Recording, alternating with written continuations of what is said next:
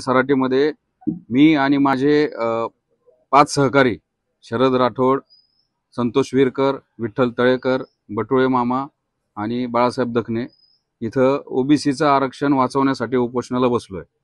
पण सरकार याच्याबाबत अत्यंत ढिम्म दिसतंय।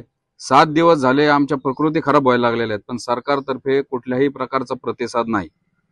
तर ही अत्यंत दुर्दैवाची गोष्ट आहे। मनोज जरांगेंकडे पायघड्या घालायच्या आणि ओबीसीला दुजा भाव द्यायचा, हा सरकार महाराष्ट्रासमोर एक वेगळा पायंडा पाडून दाखवते, संपूर्ण महाराष्ट्र बघतोय। काल राष्ट्रवादीचे नेते आणि राजकारणातील भीष्माचार्य शरद पवार साहेबांनी मनोज जरांगे यांच्या मागणीला पाठिंबा दिलाय, पण पवार साहेबांचा इतका व्यासंग आहे, प्रत्येक बारीक बारीक विषयामध्ये त्यांना ते सखोल जाऊन त्याचं ज्ञान घेतात आणि त्याच्याबद्दल त्यांना सखोल डिटेल नॉलेज असतं। माझे पवार साहेबांना एक विचारणं आहे की पवार साहेब तुमची आणि राष्ट्रवादी शरद पवार गटाची अधिकृत भूमिका काय आहे? मनोज जरांगेंची जी भूमिका आहे की ओबीसी मधनं आरक्षण पाहिजे, म्हणजे ईडब्ल्यूएसचं जे वेगळं आरक्षण आहे त्याच्याबद्दल तुमचं काय म्हणणं आहे? त्याच्यामध्ये मराठा समाजाने 8.5% लाभ घेतलेला आहे, त्याच्यावर पवार साहेबांचं आणि त्यांच्या पक्षाचं काय म्हणणं आहे? त्यानंतर 10% जे एससीबीसी आरक्षण शुक्रे कमिटीच्या रिपोर्टनुसार दिलेलं आहे देवेंद्र फडणवीसांनी, त्याच्यावर पवार साहेब तुमचं काय म्हणणं आहे?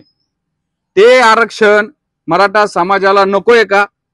हे आपल्या जाहीरनाम्यामध्ये येणार आहे का स्पष्टपणे की 10% एससीबीसी ऍक्ट 2024 आणि त्या अंतर्गत दिलेल्या आरक्षणाला आमच्या पक्षाचा विरोध आहे, ही उघड भूमिका तुमची आहे का?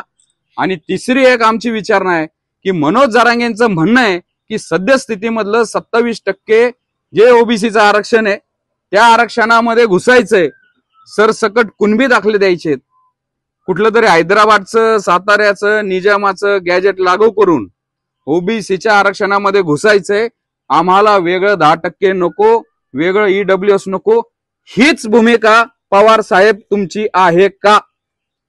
संभ्रमित करणारा शब्द वापरायचा, ज्याचा अर्थ लागणार नाही असं काहीतरी बोलायचं।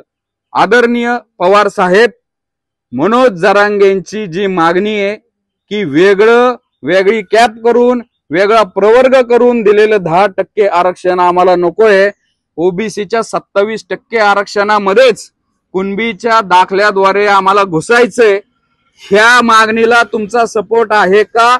हा तमाम ओबीसी आलुतेदार बलुतेदार व्हीजेएनटी या बांधवांचा प्रश्न आहे। पवार साहेब, स्पष्ट तुमची भूमिका मांडा आणि ही भूमिका येणाऱ्या विधानसभेच्या जाहीरनाम्यामध्ये तुम्ही ही भूमिका तुमची स्पष्ट करा तिथं की आम्ही मनोज जरांगे यांच्या मागणीला पाठिंबा देतो आणि मराठा समाजाला वेगळं आरक्षण न देता, वेगळ्या 27% पेक्षा वेगळा कोटा न देता, कुणाचा वाद होऊ नये हे आम्हाला देणं घेणं नाही, ह्या ओबीसीच्या ताटातच त्यांना बसवा। 450 जातींचं, आलुतेदारांचं, बलुतेदारांचं, भटक्या विमुक्तांचं, वडाऱ्यांचं, रामोश्यांचं, कैकड्यांचं, वैद्यांचं जे आरक्षण आहे त्याच्यातच माझ्या मनोज जरांगेच्या मराठा समाजाला त्याच आरक्षण मध्ये बसवा। पवार साहेब, आमची तुम्हाला विचारणा आहे, याच्याकडून आमची तुमच्याकडून अपेक्षा आहे, याच्यावर तुम्ही खुलासा करताल, स्पष्ट सांगा ओबीसी मधून जे आरक्षण आहे ते त्याचं टक्केवारी न वाढवता त्याच टक्केवारीमध्ये मनोज जरांगेंची जी मागणी आहे त्याप्रमाणे देण्यात यावं, अशी आमची तुम्हाला विचारणा आहे। पवार साहेब, हे कोणी